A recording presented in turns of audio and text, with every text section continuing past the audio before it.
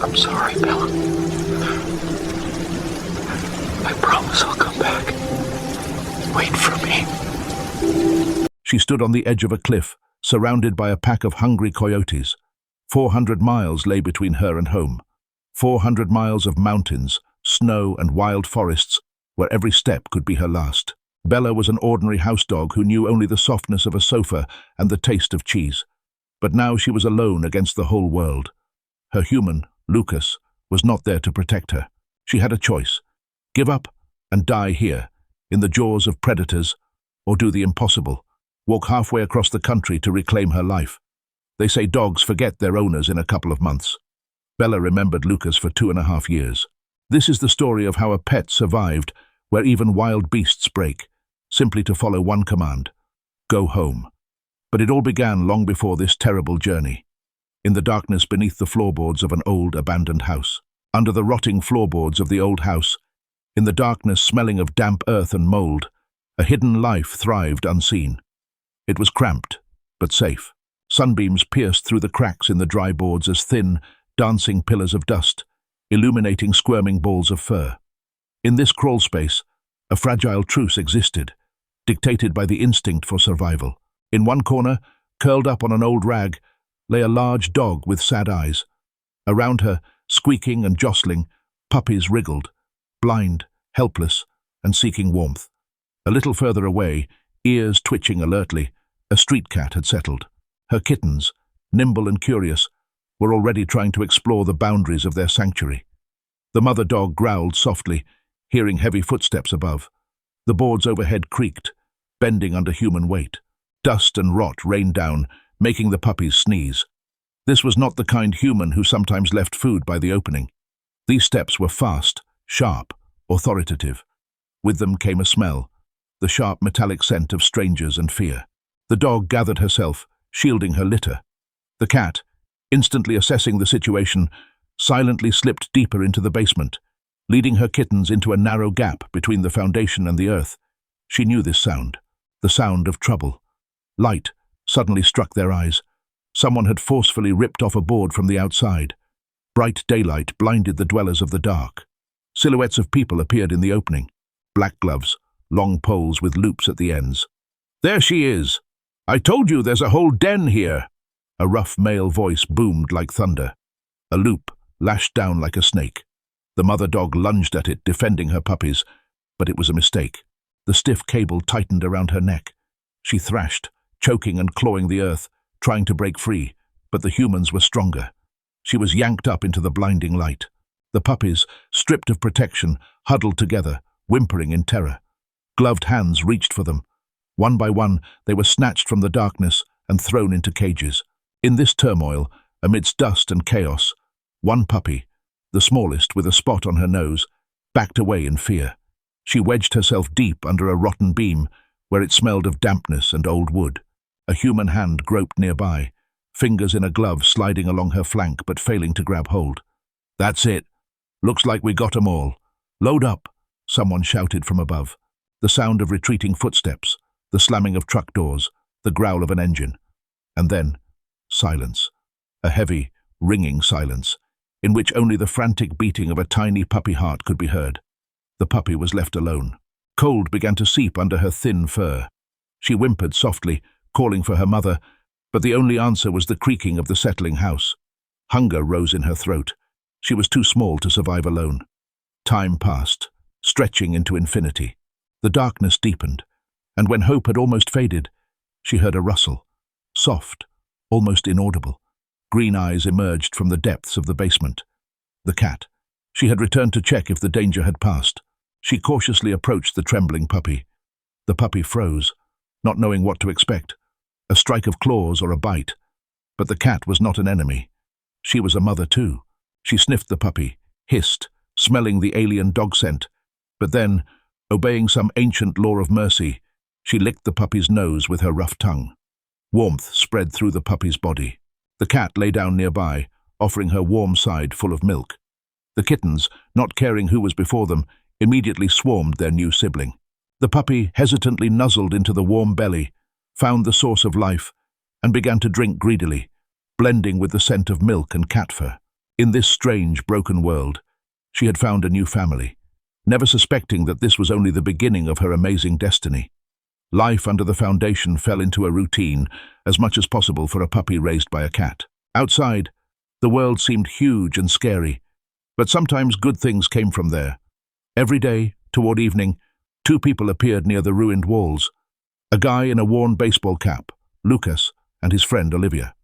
They brought bowls of cheap food, and this ritual was something like a holiday for the cat colony. The cats, usually cautious and distrustful, came out of their hiding places, rubbing against the humans' legs, purring to greet their feeders. The puppy watched this from the darkness. She wanted to go out. She wanted to be where it smelled of food and kindness, but the strict gaze of her cat mother kept her in place. She knew that humans could be different. One day, curiosity won out. Lucas lingered longer than usual, squatting down and humming something quietly as he filled the bowls. This sound, the quiet, vibrating human voice, mesmerized the puppy. Carefully, trying not to make a sound, she crawled to the very edge of the gap in the foundation. She stuck her nose out. The smell that hit her nostrils was complex. Laundry detergent, the old leather of a jacket, and something else, elusively attractive, that made everything inside her freeze. Lucas suddenly stopped singing. He noticed movement in the shadows under the boards. "Olivia, look," he whispered, not turning his head so as not to scare it away. "There's someone there, and I think it's not a cat." He slowly, very smoothly extended his hand. His fingers hovered in the air a few inches from the puppy's nose. This was the moment of truth. The puppy froze, her heart pounding in her throat. The instinct passed down by her cat mother screamed, "Run! Hide!" But another instinct, more ancient, canine, whispered, "Trust." And she trusted. She took a tiny step forward and buried her wet nose into the warm palm. Lucas exhaled, as if afraid to breathe until that moment. He gently scooped the puppy up by the belly and pulled her into the light. A small, dirty ball with big ears and eyes full of wonder. "Just look at this miracle." The guy's voice trembled with tenderness. "How did you end up here, little one? Among cats?" He pressed the puppy to his chest. Through the thin fabric of his t-shirt, the puppy felt warmth and a rhythmic beat. Thump, thump, thump, thump. It was more soothing than any mother's milk. She rested her head on the human's shoulder and sighed quietly, closing her eyes. She had found it. She didn't know exactly what she was looking for, but now she knew for sure she had found it. Olivia stepped closer, looking at them with a smile. "Lucas, you know the rules. Your house, the lease. You can't keep pets. And if this is—" She hesitated, looking at the puppy's broad muzzle. "If this is a pit bull, there will be trouble in Denver." Lucas looked at the puppy. She opened one eye and licked his chin. It was a weak, timid movement, but it decided everything. "I can't leave her here, Liv. She'll die here. Look, she's tiny. Her mother must have been taken during the raid." He tucked the puppy under his jacket, closer to his body. She immediately curled up into a warm ball there. "I'm taking her," Lucas said firmly, standing up. "I'll figure something out. Mum will like her, I'm sure." They walked to the car, and every step Lucas took resonated in the puppy's body with a gentle rocking. The world of smells changed. The dampness of the basement faded, replaced by the scent of heated asphalt and gasoline. But there was no more fear. There was only a feeling of absolute, boundless safety in the arms of this human. The puppy did not yet know that these hands would become the center of the universe for her, and this day, the starting point of a new life that now had meaning, and perhaps a name. But for now, she simply slept, hidden from the whole world, in the bosom of her savior. Lucas's house turned out to be not just a building with a roof and walls. It was a whole world full of new smells, soft surfaces, and strange rules. When Lucas first set the puppy down on the carpet in the living room, a woman came out to meet them. Terry, Lucas's mother, moved slowly, as if every step cost her effort. In her eyes, a deep, lingering shadow had settled, the memory of the war she had been in, and the pain she brought back with her. But as soon as she saw the trembling bundle at her son's feet, the shadow retreated for a moment. She knelt down, ignoring the pain in her joints, and reached out her hand. "Well, hello, little one." Her voice was quiet and slightly husky. The puppy approached and licked her fingers. Terry smiled, and that smile lit up the room. "What shall we call her?" she asked, stroking the soft fur. "Bella," Lucas answered, looking at them with warmth. "I think Bella suits her." So Bella gained a name and a home. She grew quickly, turning from a clumsy fur ball into a stately, strong dog with intelligent eyes and a broad chest. The days were filled with discoveries. The most important of them was the concept of tiny piece of cheese. It wasn't just food. It was the currency of love, a sign of supreme approval. When Lucas took the yellow block out of the fridge and cut off a small cube, time stopped for Bella. The whole world narrowed down to that cube and her master's voice. "Sit, Bella!" She plopped her bottom down, her tail tapping on the floor like a metronome. "Down!" She flattened herself on the carpet. "Good girl!" And the coveted piece fell into her mouth, exploding with the taste of happiness. But cheese wasn't the only meaning of her life. Lucas took her with him to work at the Veterans Hospital. At first, secretly, sneaking through the back door. Then, when everyone got used to it, more openly.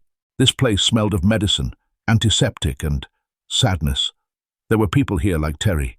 People without arms, without legs. People with empty eyes staring into nowhere. Bella didn't understand what war or PTSD was, but she felt pain perfectly. She would approach wheelchairs, rest her heavy head on the patient's knees, and simply wait. And a miracle would happen. Hands that had lain motionless for hours would start to move, burying themselves in her fur. Faces frozen in a mask of indifference would come alive. "Hi, Bella," an old soldier would whisper, tears appearing in his voice. "You're a good girl."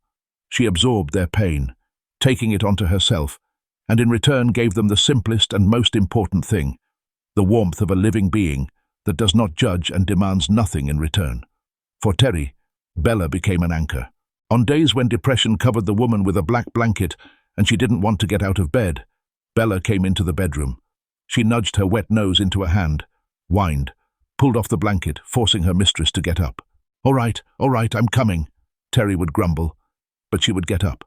They would go out onto the porch, and the fresh air, along with the wagging tail of the dog, would gradually disperse the gloom. Bella felt her necessity with every nerve. She wasn't just a dog.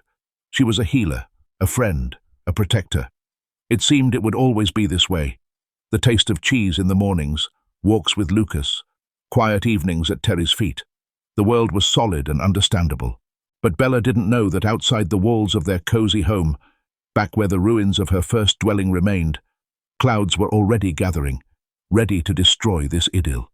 Everything changed one sunny day when Lucas and Olivia went to feed the cats again. Bella, now grown, tagged along, happily bounding through the tall grass by the fence of the old house.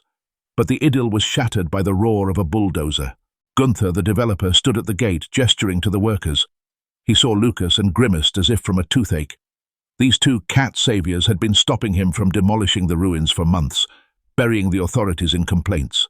"You again?" Gunther barked, striding toward them. "I told you this is private property." Lucas tried to object, pointing to the cat colony, but Gunther wasn't listening. His gaze fell on Bella, who froze alertly by her master's leg, sensing aggression. The developer's eyes narrowed unkindly. "And what is this?" He poked a finger in the dog's direction. "A fighting mutt without a muzzle? Excellent. Now I have a reason." Gunther took out his phone and started dialing.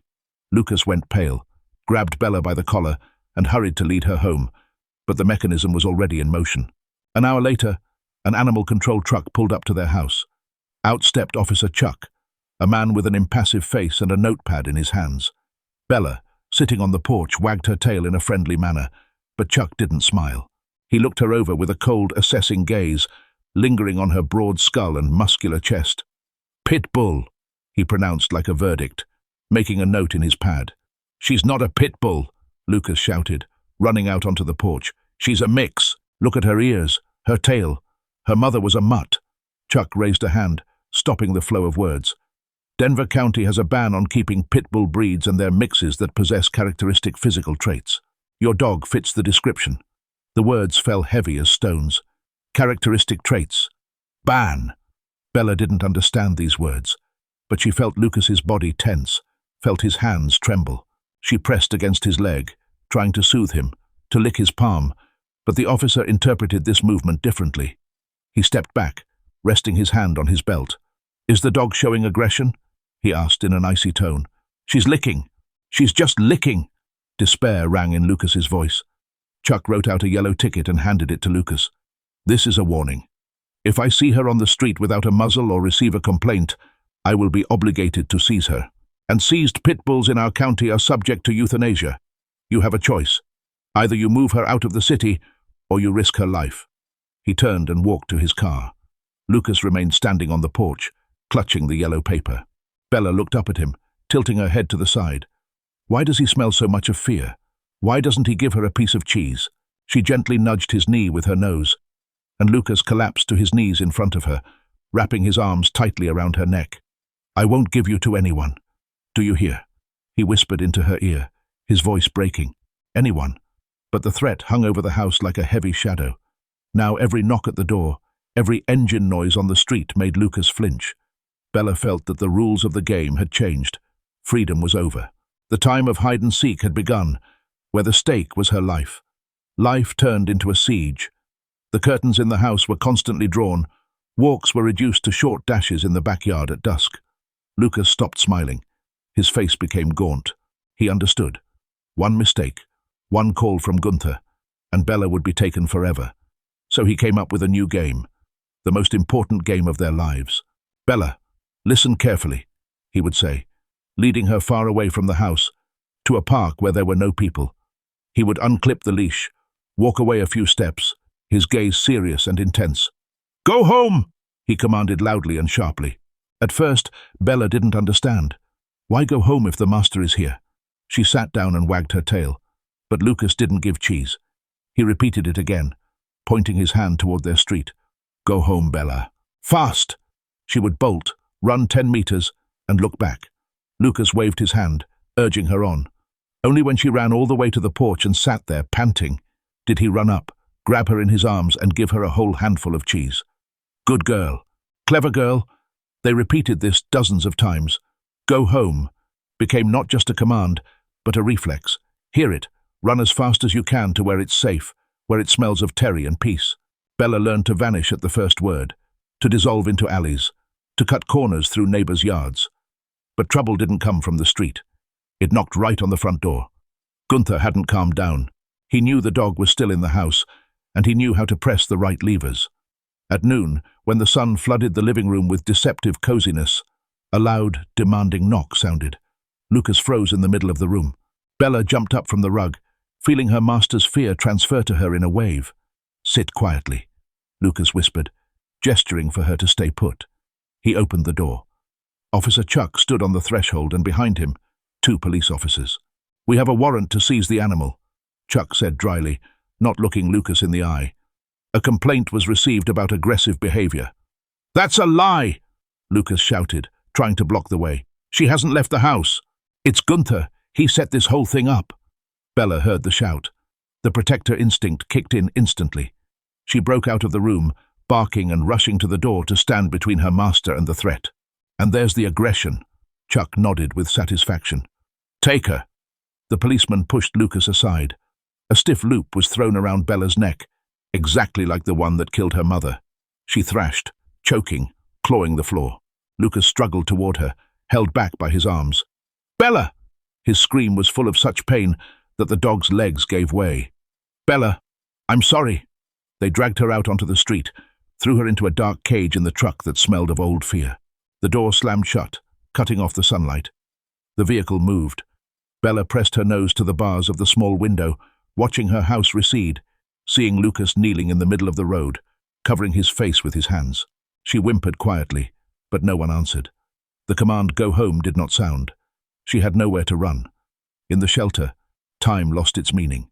Concrete floor, the barking of hundreds of dogs, the smell of hopelessness. Lucas came. He stood on the other side of the bars, stuck his fingers through to scratch behind her ear, and cried.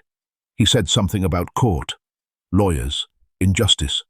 Bella didn't understand the words, but she understood the tone. He was fighting. He hadn't abandoned her. Finally, the day came when the cage was opened, but not to let her go home. The judge ruled, euthanasia is cancelled, but the dog must leave Denver County within 24 hours. Chuck's voice sounded like grinding metal. If she returns, the sentence will be carried out immediately. Lucas led her outside. He didn't jump for joy. He was serious and sad. He put Bella in the car, but they didn't drive home.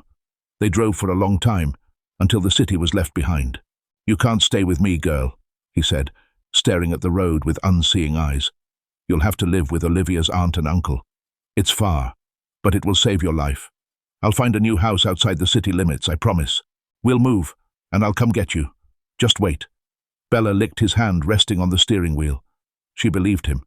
She was ready to wait for eternity, just to see his smile again and get her piece of cheese. But she didn't know that far meant another state, hundreds of miles of emptiness that would soon lie between them as an insurmountable chasm. The road seemed like an endless ribbon unspooling beneath the wheels of a strange car. Lucas didn't go with them. He said goodbye to Bella at a gas station at the very edge of the city. This moment cut into the dog's memory like a sharp splinter. He knelt before her, right on the dirty asphalt, and looked into her eyes for a long time, as if trying to convey thoughts without words. "Be a good girl, Bella. Don't be afraid. I'll come for you. Do you hear? I will definitely come." He took off his old t-shirt, soaked in his scent, and tied it around her neck like a scarf. "This is so you don't forget me." Then he hugged her tightly, so tightly that her breath caught, kissed her nose, and stood up abruptly. He walked away without looking back, hunched over, as if an invisible weight had been placed on his shoulders. And Bella was put in the back seat of Olivia's friend's car. The door slammed, and Lucas's world remained outside. The car sped south. The landscape outside the window changed, becoming increasingly alien and hostile. The tall pines and snow-capped peaks of Colorado, which Bella was used to, vanished.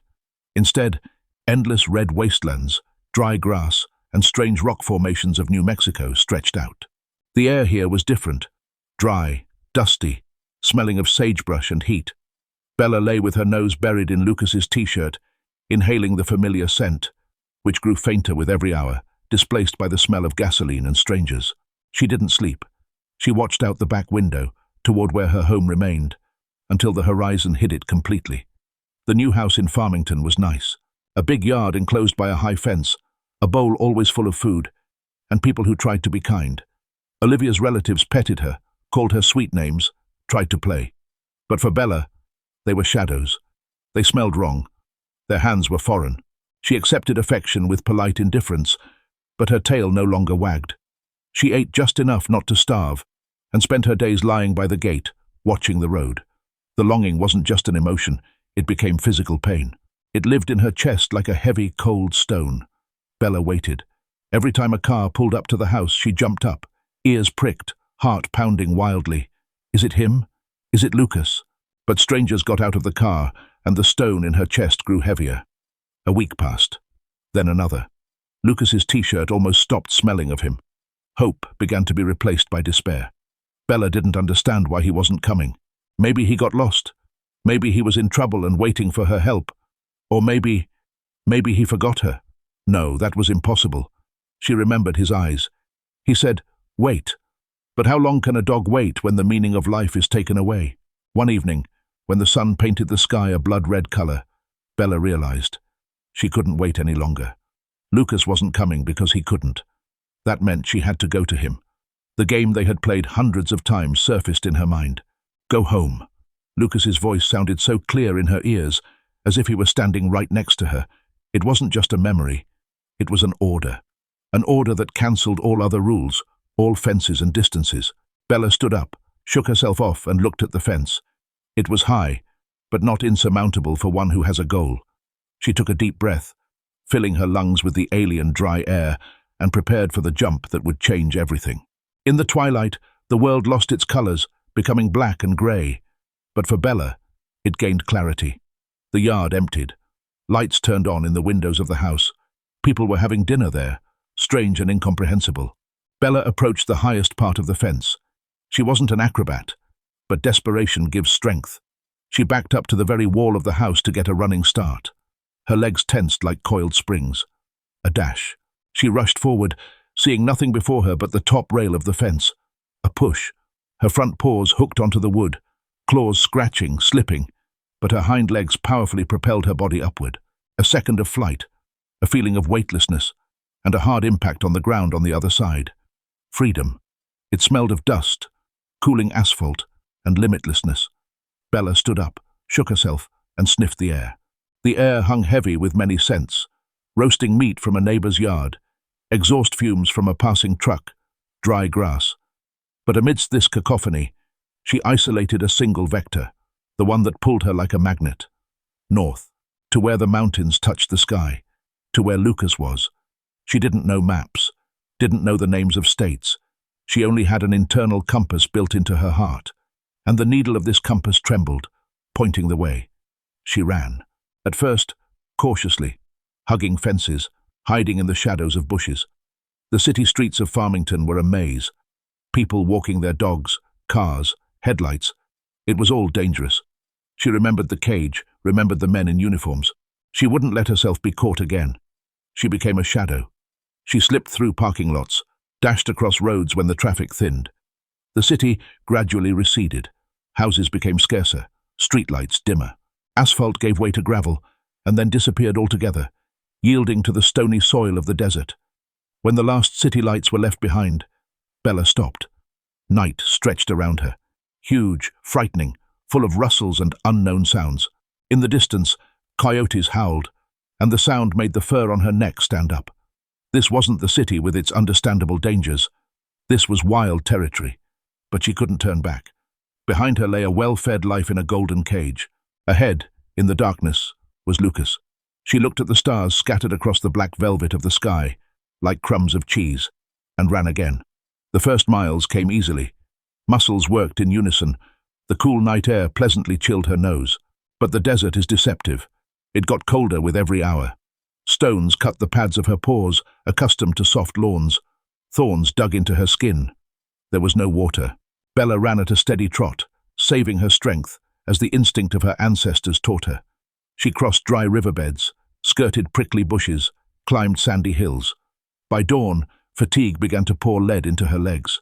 The horizon turned pale pink, and in this light, the desert revealed itself in all its harsh beauty. Endless waves of sand and stone, not a single tree, not a drop of shade. Ahead lay a path that could break anyone.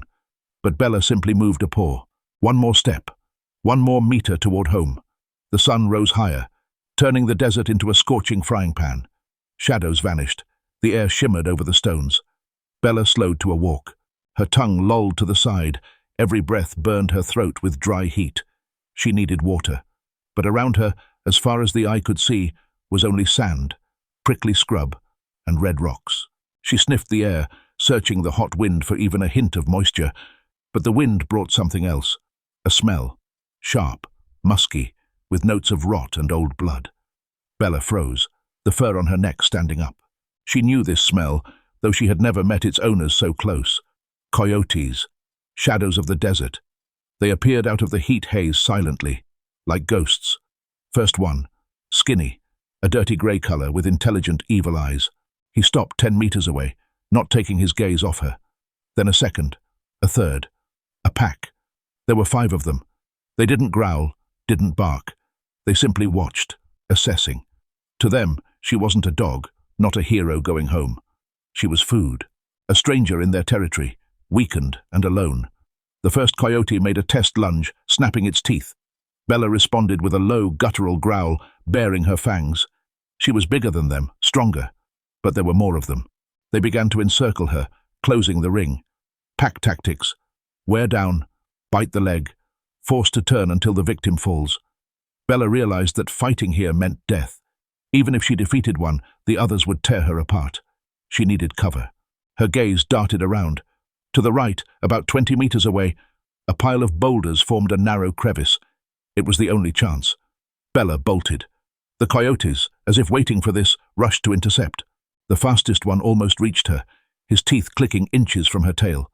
Bella put all her remaining strength into a leap, scrambled up the rocks, and squeezed into the gap. The passage was narrow.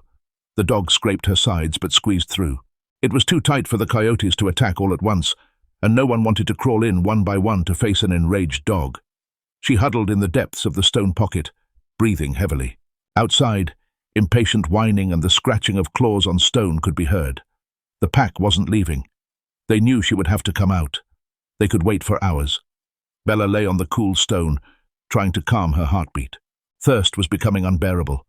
Her throat was so dry it was hard to swallow. An hour passed. Then another. The sun began to dip toward sunset. Shadows lengthened. The coyotes, losing interest in the inaccessible prey, began to disperse, dissolving one by one into the desert. Bella waited a long time before daring to stick her nose out. The air was clear. The danger had retreated but left behind a new problem: hunger and thirst. She climbed out of her shelter and trudged on, no longer running, but walking. Her nose worked to the limit, filtering smells, and suddenly, luck. A faint, barely perceptible smell of dampness and slime. Water.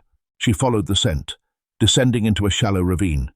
There, in the shadow of an overhanging rock, remained a tiny puddle, really just wet mud left after a rare rain. Bella fell before it, greedily lapping up the murky sludge. It was the most delicious water of her life.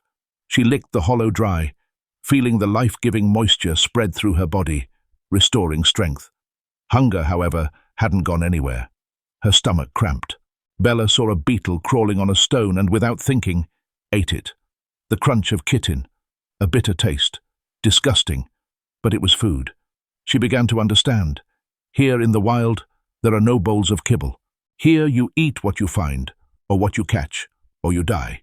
She raised her head, sniffing the night wind. Ahead, a hunt awaited her. Night brought coolness, but not peace. The desert was full of sounds, and every rustle made Bella flinch. She walked along a dry creek bed, hoping to find a bit more water, or with luck, a careless rodent. Suddenly, the wind brought a scent that made the blood freeze in her veins. It was the scent of death, fresh, sharp, metallic. And another scent, gunpowder, the kind that smells from hunters' guns. Bella, cautiously pressing her belly to the ground, crawled to the edge of a small ravine. Below, in the moonlight, lay a large cat, a cougar. She was motionless, a terrible stain darkening her golden fur. Around were boot prints, heavy, deep impressions of people who came, killed and left, taking a life for sport. Bella wanted to leave. Instinct screamed, "Danger! Predator! Men with guns!" But then she heard a sound, a thin, pitiful squeak, barely distinguishable in the rustle of the wind. She descended into the ravine. There, hiding behind his mother's body, a kitten trembled. He was tiny, no bigger than Bella herself at the age when Lucas found her. Spotted fur, big ears with tufts, and huge eyes full of terror. He hissed, trying to look menacing, but it was a hiss of despair. He was doomed. Without a mother, without protection, in a world full of coyotes, he wouldn't last a day. Bella stopped. A picture from her distant childhood floated in her memory. The darkness of the basement, the cold, and the warm, soft cat who came and warmed her. A strange puppy. The circle had closed. Now she was big, strong, and before her was a small and defenseless creature. She took a step forward. The kitten cringed, preparing for death. But Bella didn't bite. She lowered her head and gently, with just the tip of her tongue, licked him on the forehead. The kitten froze. He stopped hissing. He felt warmth. "Meow?" he asked quietly, looking at her with hope. Bella lay down next to him, curling around the little one, creating a living barrier between him and the cold night. The kitten hesitantly nudged into her belly, buried himself in the thick dog fur, and went quiet. He had found protection. In the morning, when the first rays of the sun touched the rocks, Bella stood up. The kitten woke up and looked at her. "Let's go," she seemed to say to him with her whole demeanor, nudging him with her nose. The kitten tried to stand on trembling legs, stumbled, but followed her. He accepted her as Mom. Bella looked at him, funny, spotted, with big paws. Big kitten. The thought flashed through her mind. Now, there were two of them. The way home had become harder, because now she had to feed and protect not just herself. But walking together wasn't so scary. Days turned into lessons of survival. Big Kitten grew before her eyes, but his hunting skills were, to put it mildly, pathetic. He knew how to hiss and jump sideways, arching his back funnily, but he couldn't catch anything edible. Bella took on the role of mentor. She taught him patience, to freeze by a gopher hole and not breathe, blending in with the rocks. Not to rush immediately, but to wait for the moment when the prey loses vigilance. One day, they came to a mountain river. The water was clear and icy, silver shadows flashing in it. Trout. Big Kitten sat on the bank, staring mesmerized at the fish.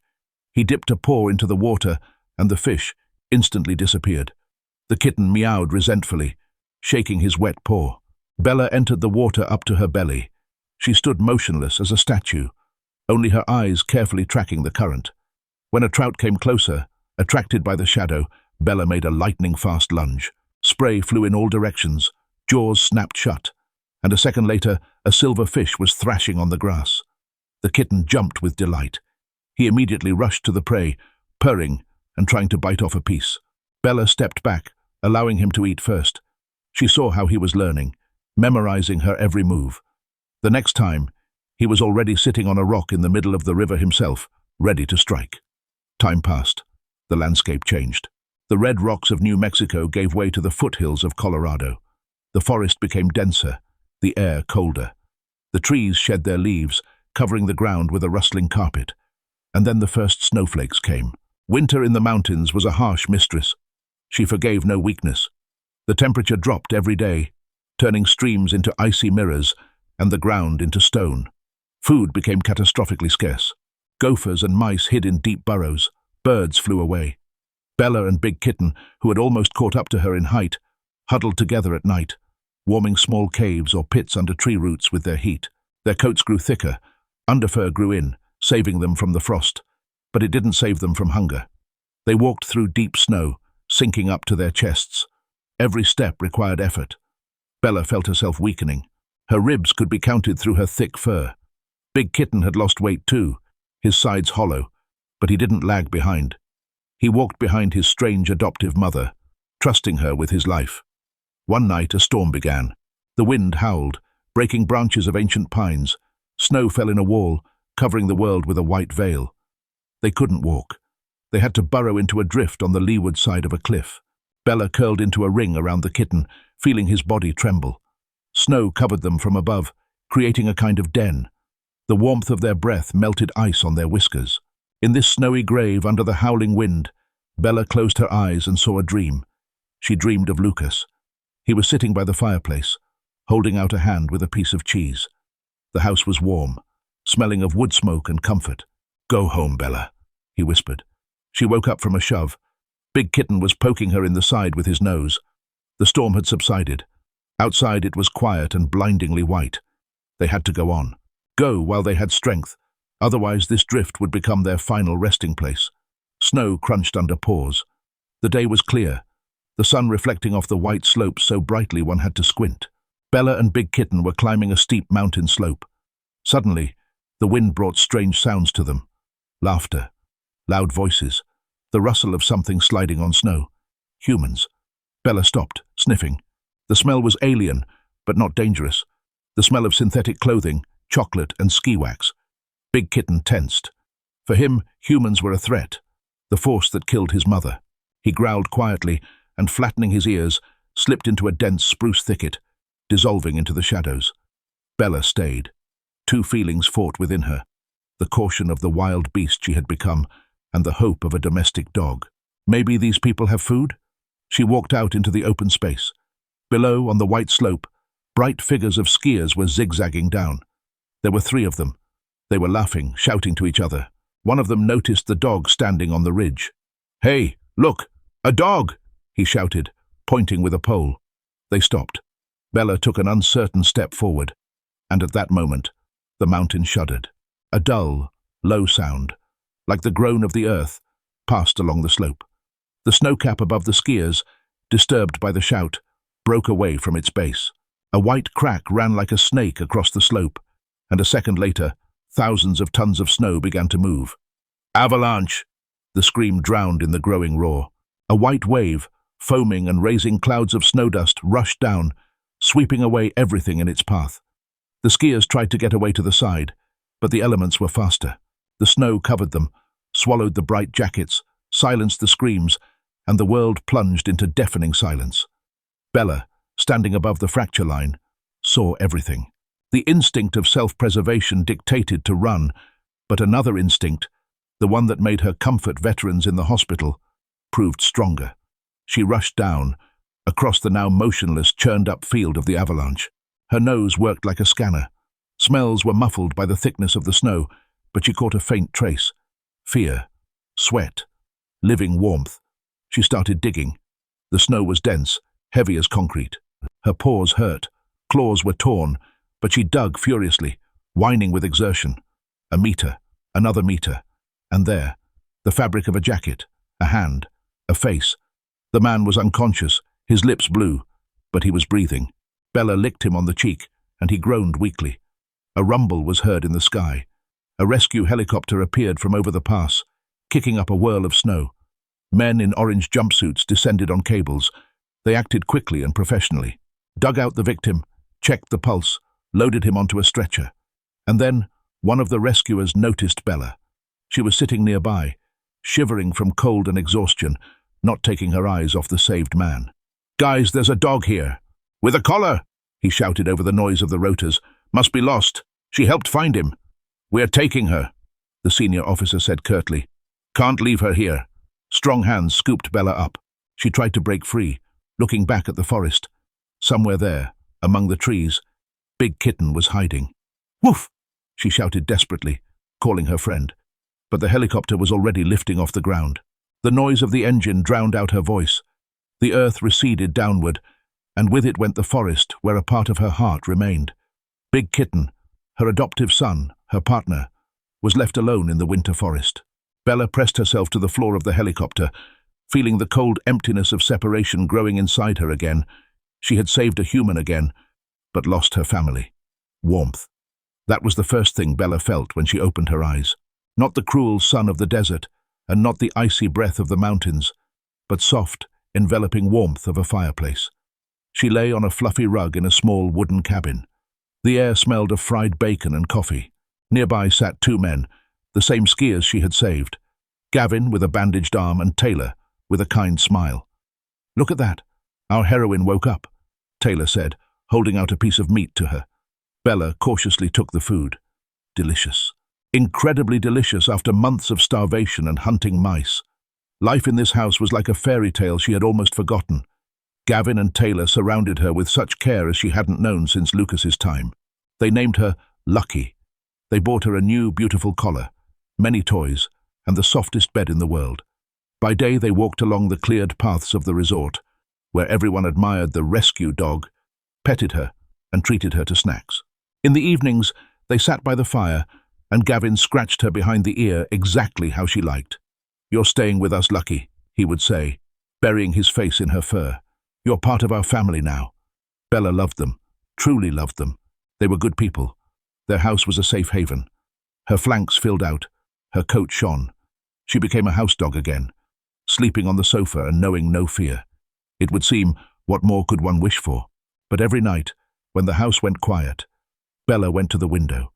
Behind the glass, in the moonlight, stood the dark silhouettes of the mountains. There, in the cold darkness, the wind howled. And in that howl, she heard the voice of Big Kitten. And beyond the mountains, far, far away, was another voice.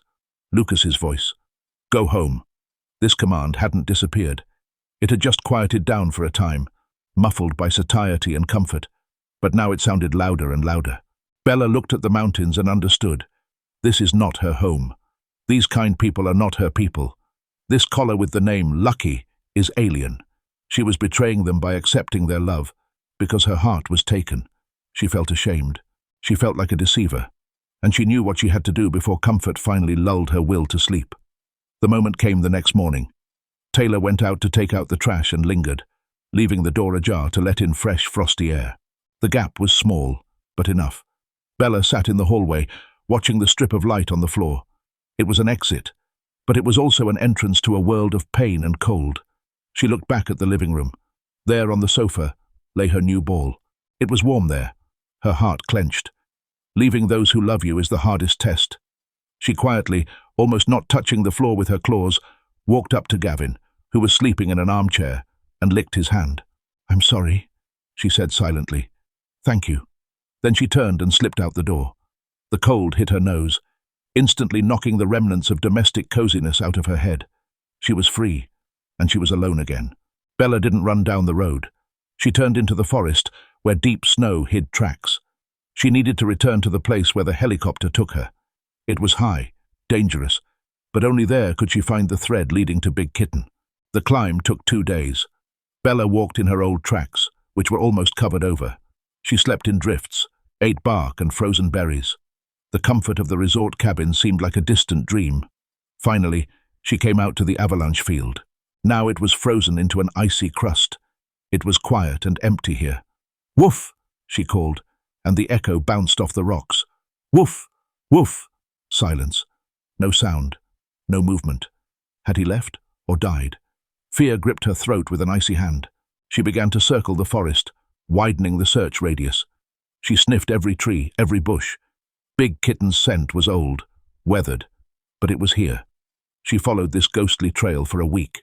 She grew thin, weak, but stubbornness drove her forward. One day she stumbled upon the gnawed skeleton of a deer. The tracks around were fresh, big feline paws, much bigger than the kittens were when they parted. But the smell, this musky, slightly sweet smell, was familiar.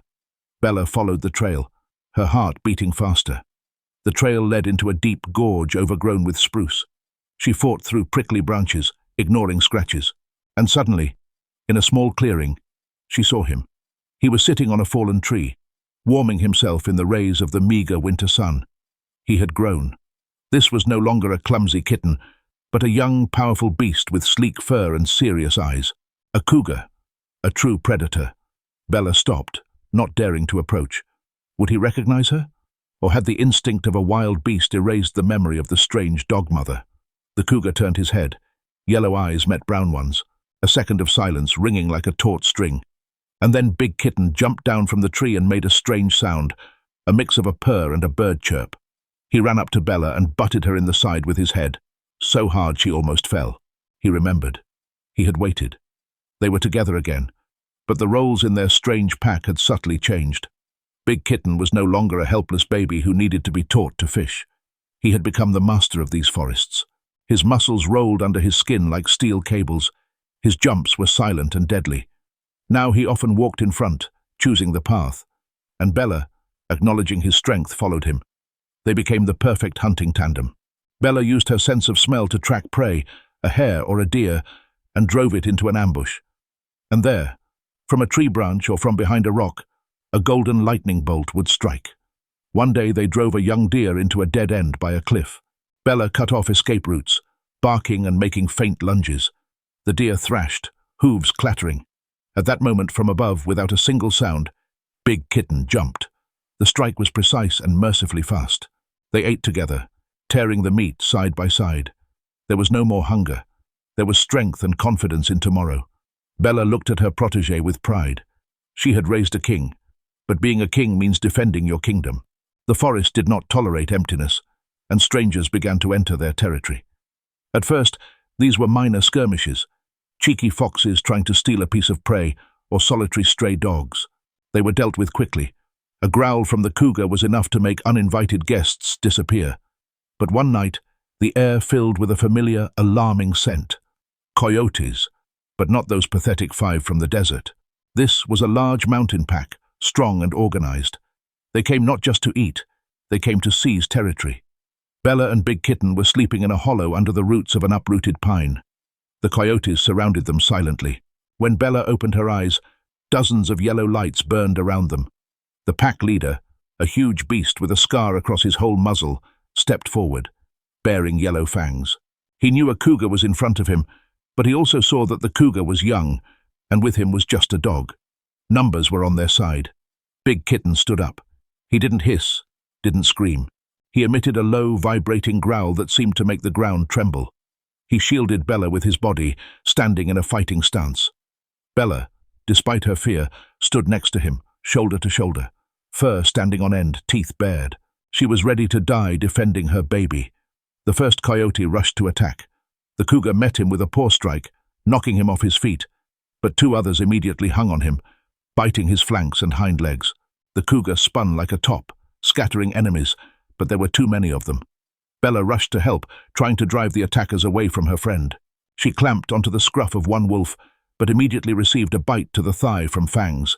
The pain was blinding. Her leg buckled. A second wolf grabbed her by the shoulder, knocking her into the snow. Fangs tore flesh. Hot blood splashed on the white. Bella whined, trying to get up, but strength was leaving her along with the blood. Big Kitten heard her cry.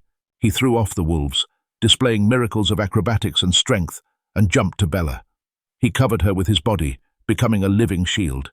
He struck out with his paws, his claws, sharp as razors, leaving deep furrows on the enemy's hides. He roared so terrifyingly that even wolves accustomed to killing backed away. Such a mad fire of rage burned in his eyes that the pack leader decided not to risk it. The prey wasn't worth it. Losing half the pack for one dog and a crazy cat was stupid. The leader gave a short growl, and the wolves retreated, disappearing into the forest as silently as they had appeared. The clearing emptied. The snow was stained with blood, both wolf and their own. Big Kitten stood over Bella, breathing heavily. Blood dripped from his sides. His ear was torn. He nudged the dog's muzzle with his nose. "Alive?" he seemed to ask. Bella tried to lift her head, but the world spun. The pain in her thigh and shoulder was unbearable. She couldn't stand up. She licked her friend's nose and her eyes closed. Darkness covered her like a soft cotton blanket. Consciousness returned in fits and starts. Cold. Pain. The smell of smoke. Someone was touching her, but these were not Big Kitten's paws. These were hands. Rough, calloused hands smelling of tobacco and old clothes. Bella tried to growl, but only a weak wheeze escaped her throat. "Hush, hush, friend." A raspy voice creaked in her ear. "Don't twitch, or it'll be worse." She opened her eyes. Leaning over her was an old man with disheveled grey beard and deep wrinkles carved by dirt and time. His eyes were dull, like old coins. Axel. That was his name, though Bella, of course, didn't know it. He was a homeless veteran, a hermit who chose life in the forest away from people who had betrayed or forgotten him. He found her by the stream, where she had apparently crawled in delirium. Big Kitten had vanished. Wild cats don't trust people, even if they save their friends. He watched from afar, from the shadows of the trees, ready to intervene if the human thought to cause harm. Axel picked Bella up in his arms. She was heavy, but the old man, despite his thinness, possessed the wiry strength of a survivor. He carried her to his camp, a pile of tarp, branches and rusty iron under a rock overhang. There he laid her on a pile of old blankets. "Well then," he muttered, examining her wounds, "you got banged up pretty good. Wolves?" He took a bottle of cloudy liquid from his backpack and splashed it on her torn shoulder. Bella jerked from the stinging pain, but Axel held her down. He washed the wounds, muttering something soothing, and then took out a long, heavy chain. He wrapped one end around a tree and clipped the other with a carabiner to Bella's collar. "Don't take it personal," he said, coughing. "You'll run away, you fool, and in this state you won't live till evening. Sit with me for a while. Dying is more fun together." Bella didn't want to sit on a chain. She hated the restriction of freedom, but she had no strength to resist. She lay listening to the crackling of the fire and the old man's wheezing cough. Axel shared his food with her, a tough piece of jerky and half a can of beans. It tasted bad, but it was life. Days dragged on slowly like thick tar. Bella healed. The wounds closed. Pain faded, replaced by itching. But the chain remained. Axel didn't let her go. He talked to her for hours, telling stories about the war, about friends who were gone, about a world that had gone mad. Bella listened. In his voice, she recognized the same notes of pain and loneliness she heard in patients at Lucas's hospital. This old man was wounded too, only his wounds were inside. She began to pity him. Sometimes, when he fell asleep, shaking with coughs, she crawled closer, as far as the chain allowed, and laid her head next to his hand, warming him with her heat. Autumn came into its own, painting the forest in gold and crimson, but in Axel's camp, colors faded. The old man grew weaker every day. His cough became deeper, wetter, with the metallic smell of blood. He got up less and less often, spoke less. Most of the time he lay on his cot, staring at the sky through holes in the canvas canopy. Bella was there. She was his only listener, his confessor, and his last anchor in this world. But she was also a prisoner. One day Axel tried to get up to get water from the creek, but his legs failed him. He collapsed to the ground, scattering empty tin cans. Bella whined, pulling the chain tight. She wanted to help, to nudge him with her nose, but the chain wasn't long enough. Axel lay for a long time, breathing heavily. Then he struggled to roll onto his back and looked at the dog. "I'm sorry, girl," he whispered, barely audibly. "Looks like this is the end." He tried to reach the carabiner on her collar to unclip it. His fingers trembled, sliding over the metal. He fought with the latch, putting the last scraps of will into it, but strength left him. His hand fell powerlessly onto the grass. Axel's eyes closed. His chest rose one last time, with a wheeze resembling the scraping of a rusty door, and froze. Silence fell, a terrible, absolute silence in which there was not even breathing. Bella waited. She thought he was asleep. She barked, trying to wake him up. No reaction. She began to pull the chain, biting into the metal, scratching the earth with her claws. Useless. The chain was strong, the tree it was tied to. Ancient. She was trapped, chained to a dead man in the middle of a huge, indifferent forest. A day passed. The sun set and rose again. The water in the bowl dried up. There was no food. Bella howled. She howled like never before, not from fear, but from hopelessness. Her voice echoed through the gorge, but no one came. Big Kitten probably heard her, but he feared the smell of death emanating from the camp, and he feared iron. He couldn't bite through the chain. On the second day, thirst became torturous. Her tongue swelled. Her mouth was so dry she couldn't even whine. She lay in the dust, looking at Axel's motionless body, on which flies were already crawling. Death was near. She sat at the head of the cot and waited for her turn. Bella closed her eyes. Pictures floated before her inner gaze. Lucas, cheese, soft carpet, Big Kitten playing with his tail. These were the farewell visions of fading consciousness. The sound came from afar, at first like the annoying buzzing of a fly, then like a growing rumble that made the ground vibrate. Bella opened one eye. Through a hazy veil, she saw two bright spots fly into the clearing.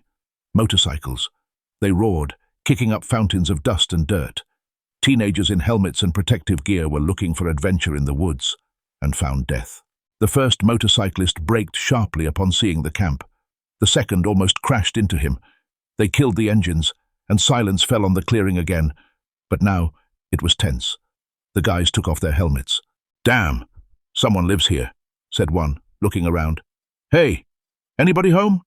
They walked closer and saw Axel, recoiled, covering their noses with their sleeves. The smell of decomposition was already strong. "Oh my God, he's dead," exclaimed the second, turning pale. "Let's get out of here. We need to call the cops." And then Bella moved. The chain jingled. The guys flinched and looked into the corner where the dog lay in the shadows. "Look, there's a dog. It's alive." They exchanged glances. Fear of the corpse fought in them with pity. Pity won. One of the guys, overcoming nausea, approached Bella. He saw her sunken flanks, dry nose, eyes full of pleading. "She's chained," he said quietly. "Poor thing. How long has she been sitting here?" He took a water bottle from his backpack, unscrewed the cap and brought it to Bella's muzzle. She couldn't drink fast. Her tongue barely obeyed. She lapped the water in small sips, and each sip was like an explosion of life. Water ran down her chin, washing away dust. The guy stroked her head with a trembling hand. "Do you have anything to cut the chain?" he asked his friend. "No, but I have a multi-tool. I'll try to unscrew the carabiner or pry open a link." They messed with it for a long time. The rusty metal didn't give. Bella lay still, feeling hope grow stronger with every movement of the guys. Finally, a click sounded. The collar loosened. The chain fell to the ground with a dull thud. "That's it. You're free," the guy exhaled. "Come with us. We'll take you. Drive you to the city." He tried to pick her up, but Bella softly slipped away. She staggered, legs trembling, but she stood on her own. She gratefully licked her savior's hand, looked into his eyes with a long, farewell gaze. "Thank you for life," that look said. And then she turned toward the forest, toward where, among the trees, a shadow with tufts on its ears flashed. "Hey, where are you going?" the guy shouted. But Bella was already hobbling away. She didn't have time for new shelters and rescues. Lucas was waiting for her, and Big Kitten was waiting for her, who returned sensing that death had retreated. Bella walked slowly. Every step was difficult. Muscles had atrophied during weeks of inactivity on the chain. Joints creaked. But beside her, a silent shadow, glided Big Kitten. He didn't rush her, often stopped, as if accidentally sniffing bushes to give her a breather. He brought her food, caught mice or remnants of a hare. He took care of her just as she once did for him. The circle closed for the second time. The forest began to thin, giving way to fields and copses. The air changed. Smells of burning, rubber, and something acrid, chemical appeared in it. Noise. It grew gradually, turning from a distant hum into a continuous roar. They came out to a wide strip of asphalt, slicing through the landscape like a scar. The highway. It was a river of death along which iron beasts rushed at breakneck speed. Semi-trucks, cars, buses. They flew by, blasting the animals standing on the shoulder with waves of hot air and dust. Bella cringed. After the silence of the forest, this roar was unbearable. She remembered cars. One of them took her away from Lucas. Another took her to New Mexico. Cars meant separation and fear. Big Kitten was nervous too. He flattened his ears, his tail twitching nervously. For a wild animal, this was a monstrous, incomprehensible place. He backed away, urging Bella to return to the safe shade of trees. But the compass in Bella's chest stubbornly pointed forward, to the other side of the grey river. Denver was there. Lucas was there. She needed to cross. She took a step onto the asphalt. Immediately, a huge semi rushed past, its horn striking her ears like a hammer.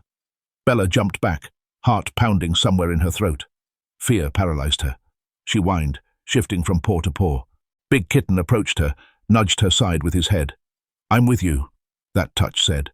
They waited a long time. Finally, a gap formed in the traffic. "Go!" Bella commanded herself and bolted. Claws slipped on asphalt. They ran side by side, a limping dog and a powerful cougar. Middle of the road, the dividing line. Headlights appeared on the right. They were approaching at a terrifying speed. Bella froze for a second, blinded by the light. Big Kitten barked, shoving her with his shoulder. That shove broke her stupor. They jumped onto the shoulder at the very moment the car sped over the spot where they had just been. The wind from the impact ruffled their fur. They rolled into the ditch, breathing heavily. Alive. The barrier crossed, but ahead awaited a trial scarier than any car. The highway was left behind, but it brought trouble. The noise and smell of cars scared Big Kitten. He fell back. Bella called him, went back, but he wouldn't follow her across the open space of fields adjoining the suburbs. He stayed in the tree line. Bella found herself alone in territory that was neither city nor forest. It was a grey zone, ravines, dumps, abandoned construction sites, the perfect place for those looking for easy prey. Bella was walking along the bottom of a canyon when she felt a familiar itch between her shoulder blades. A gaze. She stopped and looked at the ridge of the ravine. There, against the moon, stood silhouettes. Coyotes. But not that mountain pack, and not those desert strays. This was a city pack. They were bigger, bolder, and there were many of them. A dozen, maybe more. They weren't afraid. They knew that here, in a dead end, prey had nowhere to go. Bella backed away, seeking a rock with her back. She found a small ledge overhanging a drop. A dead end.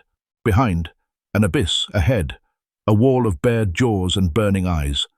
The coyotes descended slowly, enjoying the moment. They cut off escape routes one by one.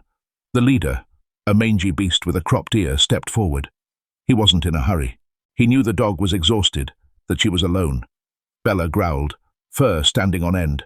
She was ready to sell her life dearly. But the forces were unequal. One of the coyotes lunged, biting her hind leg. Bella snapped back, clicking her teeth, but immediately a second one latched onto her side. It was a tactic of wearing down. Bite, jump back, bite, jump back. Blood flowed down her hide again. Bella spun, trying to protect her rear, but the ring tightened. She realized, this is the end. The way home ends here, on dirty stones, in the teeth of scavengers. She raised her head to the sky and let out a last desperate howl, a howl that held all her love for Lucas, all the longing for home, and a farewell to this world. The coyotes froze for a second, surprised by the power of that sound, and then, as if on command, prepared for the final jump. The air whistled. It wasn't the wind. From the top of the cliff overhanging the slaughter site, a shadow broke loose.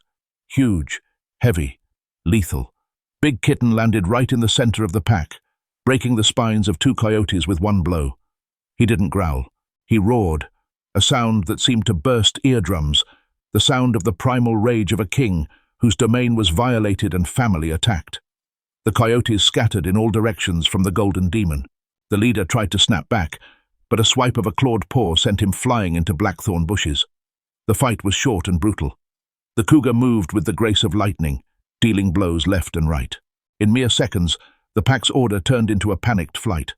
Whining, crippled shadows dissolved into the night, leaving only the victor on the battlefield. Big Kitten stood over Bella, his chest heaving. He tilted his head and nudged her neck with his nose, checking if she was alive. Bella licked his muzzle. Blood, sweat, the smell of wild beast. Everything mixed together. But when the adrenaline subsided, understanding came. Big Kitten looked at the city lights shimmering in the distance. He snorted, twitched an ear. The city scared him. There was no place for a cougar there.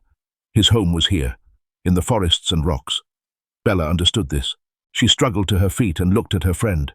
"You won't come with me," she said without words. "Your path ends here."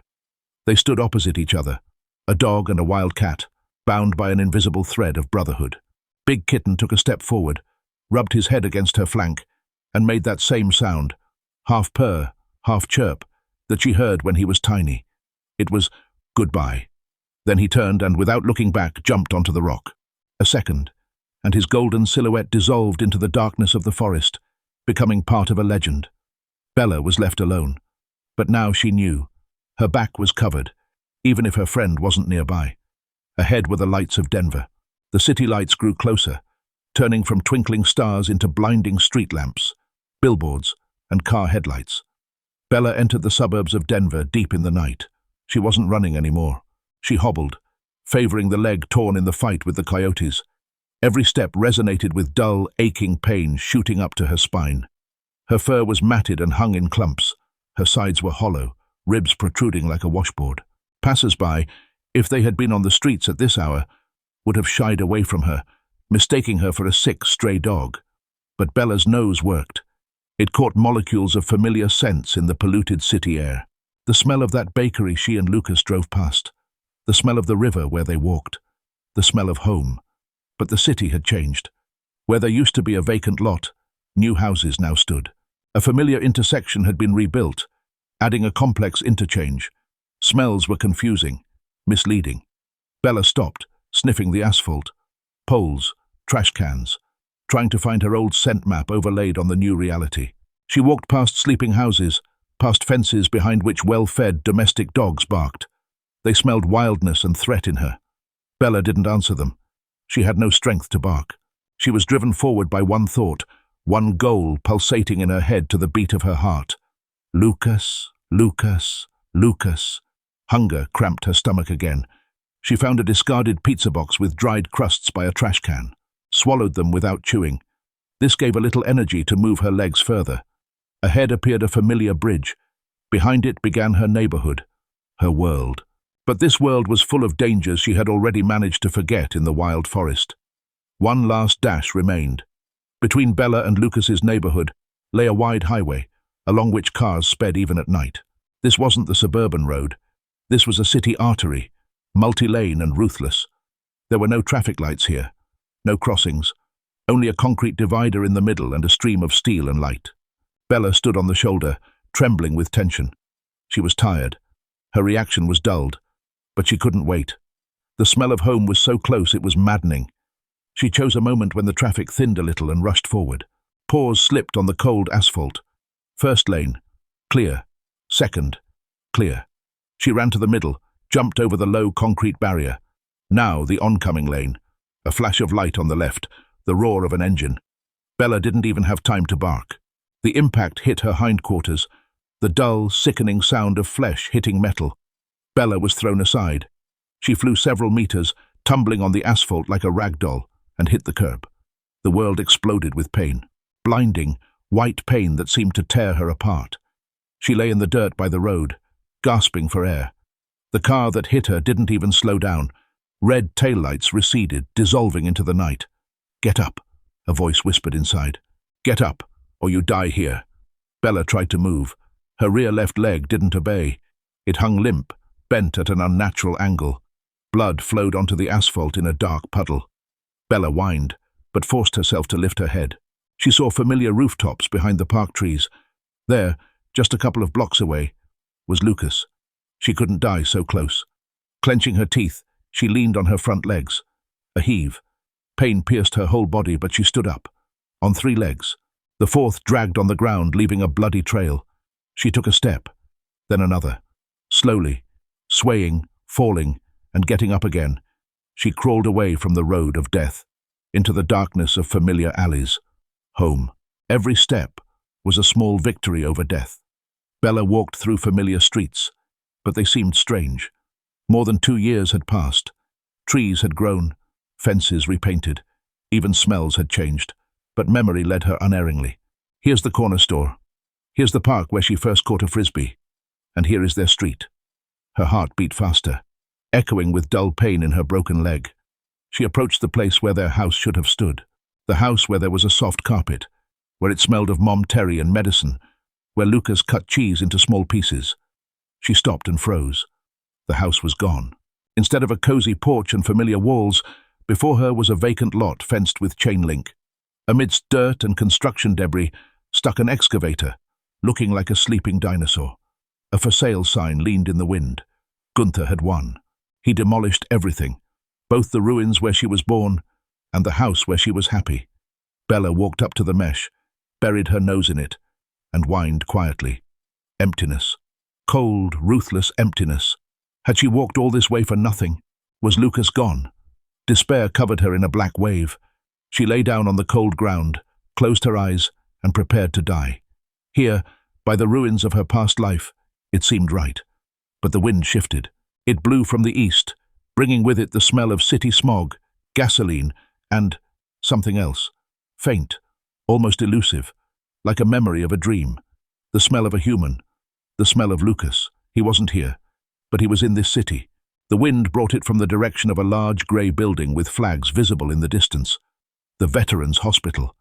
Bella opened her eyes. She remembered. Lucas worked there. He took her with him. Hope, almost extinguished, flared up again as a tiny spark. She struggled to rise on 3 legs. The pain in the 4th became background. White noise. She had to make it. She had to find him, even if it was the last thing she did. Morning brought not relief, but new danger. Bella hobbled along the sidewalk, trying to keep close to the walls of buildings. People hurried to work, not noticing the dirty, limping dog. But one person she couldn't fool. A patrol car rolled slowly along the street. Officer Chuck sat behind the wheel.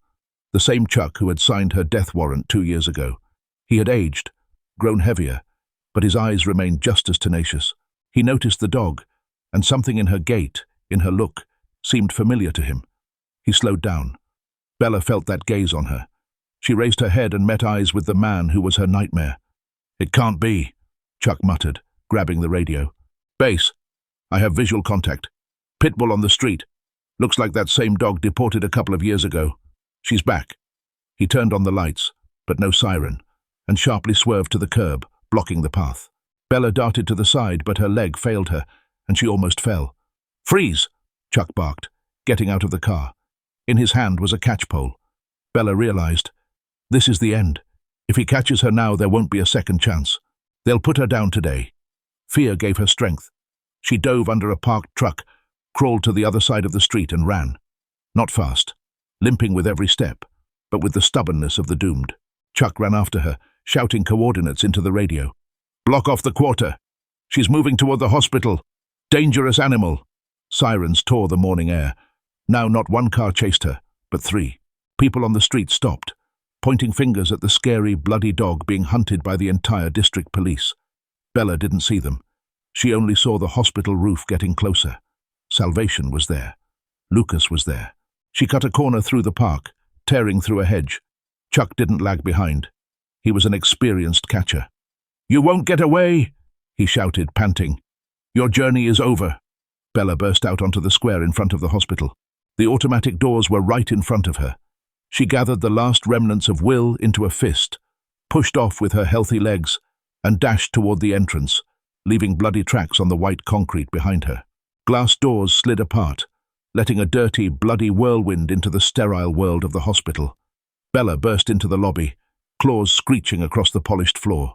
She slipped, fell on her side, but jumped up immediately, growling from pain and adrenaline. Panic started around. People in white coats screamed. Someone dropped folders with documents. Visitors pressed against walls. The security guard at the entrance drew a baton, but froze, seeing the terrible wounds on the dog's body and that mad fire of determination in her eyes. She wasn't attacking. She was searching. Bella's nose worked to the limit, filtering smells of antiseptic, bleach, and medicine. Where is he? Where is Lucas? She ran down the corridor, leaving a trail of scarlet spots.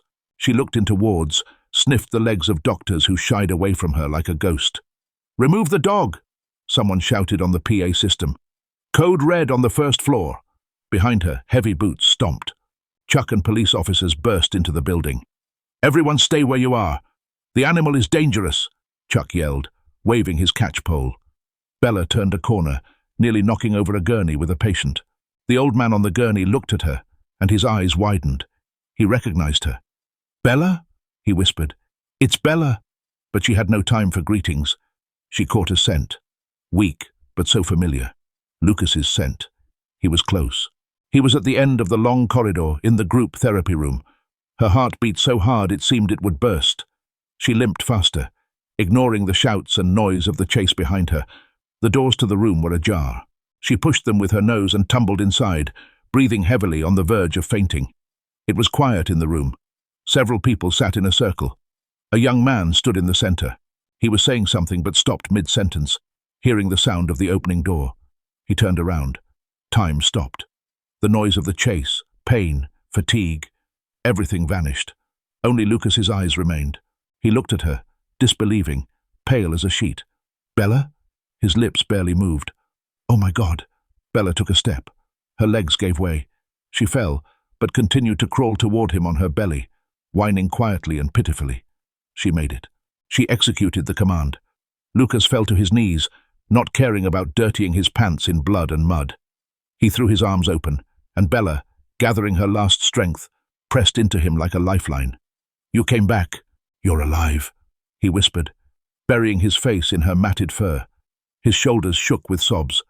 Bella licked his face, mixing her saliva with his tears. She whined, telling him about everything, about the coyotes, about the snow, about Big Kitten, about the pain and hunger, but most importantly, that she followed the order. "Go home." She came. In the corner of the room, a woman gasped. Olivia stood next to Terry, covering her mouth with her hand. Tears streamed down her cheeks. "She walked 400 miles, she whispered. "Impossible." Terry, leaning on a cane, slowly walked up to them. She placed her hand on Bella's head, and the dog recognized the touch, the warm, trembling hand of Mom. "My good girl," Terry's voice broke. "My hero." Veterans gathered around them. People who had seen much, people whose hearts had hardened from pain, cried looking at this scene. They remembered Bella, remembered how she laid her head on their knees, taking away their sadness. And now, she had returned to them, having gone through her own hell. It was a moment of absolute pure happiness. The world narrowed down to this circle of arms, to the smell of loved ones. The pain in her leg receded. Fear left. Bella was home. She closed her eyes and took a deep breath, feeling peace fill every cell of her exhausted body. But happiness was fragile. Stomping and shouting were heard in the corridor. The doors flew open with a crash, hitting the walls. "Everyone step back!" barked a voice full of malice and triumph. Officer Chuck stood in the doorway. His face was red from running, uniform disheveled, gripping the loop in his hand. Behind him loomed police officers. "Get your hands off the dog," he commanded, stepping toward Lucas. "She is subject to immediate seizure and destruction." The idyll shattered into shards. Reality showed its teeth again. Lucas jumped to his feet, shielding Bella with himself. His face, just wet with tears, was now hard as stone. "You won't touch her," he said quietly. But there was more threat in this whisper than in a scream. "Over my dead body." "Don't make this hard, kid," Chuck smirked, taking a step forward. "The law is the law. Pit bulls are banned. This dog violated a court order. She is dangerous to society. Step aside, or I'll arrest you for resisting." Chuck was sure he was right. Behind him was force, a badge, and a paragraph in the statute. But he didn't account for one thing. He wasn't on the street. He was in a veterans' hospital. "Dangerous?" a raspy voice sounded. One of the patients, an old man in a wheelchair, missing both legs, rolled forward, blocking the officer's path. "This dog gave me the strength to live when I wanted to put a bullet in my head. She's only dangerous to your stupid bureaucracy." "Sir, do not interfere," Chuck snapped, trying to bypass the wheelchair. But then another veteran stood up. A tall man with a scar across his whole face. He stood silently, shoulder to shoulder with the wheelchair. Behind him rose a woman on crutches, then another, and another. People stood up. Those who couldn't walk rolled up in wheelchairs. They formed a living wall around Lucas and Bella, a wall of broken bodies and unbroken souls. "You want to take the dog?" asked the tall veteran, looking Chuck straight in the eye. "Then you'll have to go through us. And we, you know, are used to holding the line." Chuck stopped. He looked over this formation. Dozens of eyes looked at him with contempt and determination. The policemen behind him shifted from foot to foot, lowering their eyes. They were ashamed. They understood that something bigger than just catching a stray dog was happening here. "She's not a pit bull, officer," Lucas said, his voice ringing with tension. "She's a hero. She walked 400 miles to return home. And you're just a man with a stick." At that moment, the police chief entered the room, attracted by the noise. He saw the situation. His men ready to use force against war heroes for the sake of a wounded dog. He saw Bella peeking out from behind Lucas's legs, showing no aggression, only immense fatigue. "Enough," he said loudly. "Chuck, put away the loop." "But sir, the law—" Chuck started. "The law exists for people, Chuck, not against them. We're leaving." Chuck froze, his face going blotchy red. He looked at Lucas, at the wall of veterans, spat on the floor, and turning around, walked out of the room. The other policeman trailed after him. Silence hung in the air, dense and ringing. And then it exploded with applause. People cried, laughed, clapped Lucas on the shoulder. But Bella no longer heard this. She laid her head on her master's boot and closed her eyes. Now it was truly over. Evening descended on the city, but in Lucas's apartment, it was bright. It was a new apartment, not the one before, but for Bella, it became the best place on earth. Because here were they, her pack. Lucas sat on the floor, carefully bandaging her broken leg. Olivia was cooking dinner in the kitchen, humming something quietly. Terry sat in an armchair, smiling like she hadn't smiled in years. Bella lay on a soft blanket. She was clean, her wounds treated, and in her stomach was a pleasant feeling of fullness. No need to run anymore. No need to fight for every scrap of food, freeze in the snow, hide from coyotes. The journey 2.5 years long was over. Lucas finished the bandage and stroked her head. "You did it, Bella. You came back." He reached into his pocket. Bella raised her head, ears perking up. She knew this movement. She remembered it even after so much time. On Lucas's palm lay a small yellow cube, a tiny piece of cheese. "This is for you," he whispered. "For bravery, for loyalty, for not forgetting." Bella gently, with just her lips, took the treat. The familiar salty taste exploded on her tongue, triggering a wave of memories. It was the taste of childhood, the taste of love, the taste of home. She swallowed the cheese and laid her head on Lucas's knees. He hugged her, and they froze like that, listening to each other's breathing. Outside the window, the big city hummed. Somewhere far in the mountains, Big Kitten was hunting. The wind stirred the grass on Axel's grave. Life went on. But here, in this small circle of light, time stopped. Bella closed her eyes. She didn't dream of nightmares anymore. She dreamed only of warm light, gentle hands, and an endless supply of tiny pieces of cheese. She was home, and now, forever.